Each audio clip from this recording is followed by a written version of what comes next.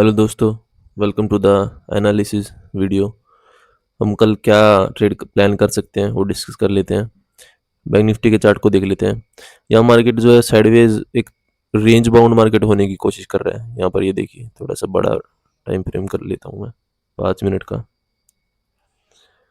ये देखिए, मार्केट एक रेंज बाउंड होने की कोशिश कर रहा है। जितना मार्केट तेजी से ऊपर जाता है उतनी ही तेजी से नीचे आ जाता है, जितना ऊपर जा रहा है उतनी ही तेजी से नीचे आ रहा है, फिर उतनी ही तेजी से ऊपर, फिर नीचे। तो मार्केट जो है एक रेंज में रहने की कोशिश कर रहा है।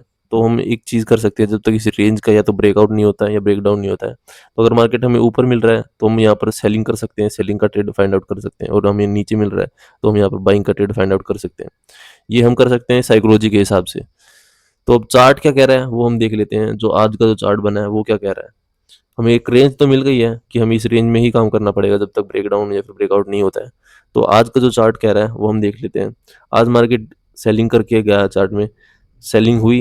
यहाँ पर ये जो सेलर्स होंगे इनको तो हम टारगेट नहीं कर सकते हैं।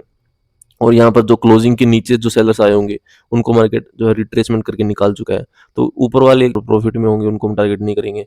तो यहाँ पर मार्केट ऑलरेडी इनको टारगेट कर चुका है। तो मार्केट एक अगर फ्लैट खुलता है या फिर थोड़ा गैप अप खुलता है तो हम यहाँ पर सेलिंग साइड के सेटअप को आइडेंटिफाई कर सकते हैं। हम जो है इन सेलर्स के साथ हम जा सकते हैं, क्योंकि ये मार्केट को नीचे लेके जा रहे हैं और रिट्रेसमेंट भी किया है इन्होंने। तो जो पास में जो सेलर थे उनको मार्केट निकाल चुका है। तो एक फर्दर मोमेंटम आ सकता है यहाँ पर। कहाँ तक आ सकता है? यहाँ तक, जो हमारी रेंज है वहाँ तक आ सकता है। लेकिन अगर मार्केट गैप डाउन खुलता है तो फिर हम सेल नहीं कर सकते। हम यहाँ पर बात कर चुके हैं कि मार्केट अगर नीचे मिलेगा तो हमें या फिर हमें बाइंग करनी पड़ेगी, या तो हमें फिर देखना पड़ेगा। अगर मार्केट अगर ब्रेक डाउन अगर कर रहा है तो ही हम यहाँ पर सेल कर सकते हैं। लेकिन ब्रेक डाउन से पहले हम यहाँ पर अगर गैप डाउन होता है मार्केट ओपन, तो हम यहाँ पर बाइंग करने वाले हैं। तो हमारे पास केस बन रहे हैं यहाँ पर फ्लैट के केस में और गैप अप के केस में ही हम यहाँ पर सेलिंग कर पाएंगे।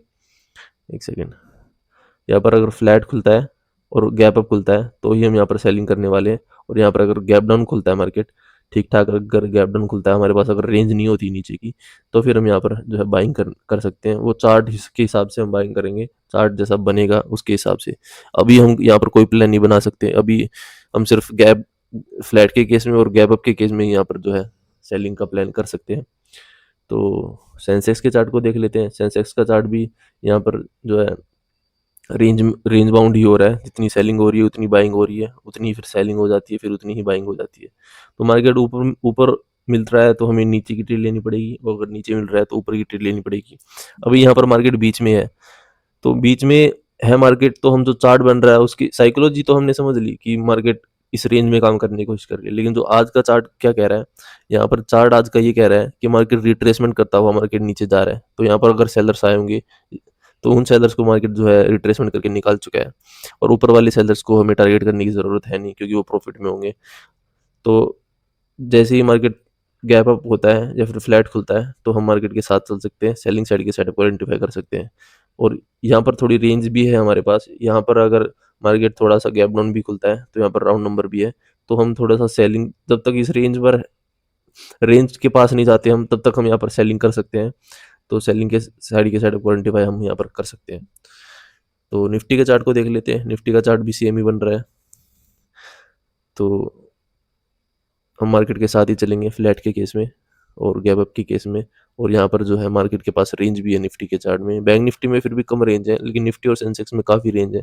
तो हम यहाँ पर गैप डाउन के केस में भी जो है मार्केट के साथ चल सकते हैं। सेलिंग साइड के सेटअप को आइडेंटिफाई यहाँ पर हम कर सकते हैं। यहाँ पर जो रेड में है वो रेजिस्टेंस है और जो ब्लू में है वहाँ पर ये सपोर्ट है। सारे ही चार्ट्स में आप लोग देख सकते हैं और अपने रेजिस्टेंस और सपोर्ट मार्क कर सकते हैं।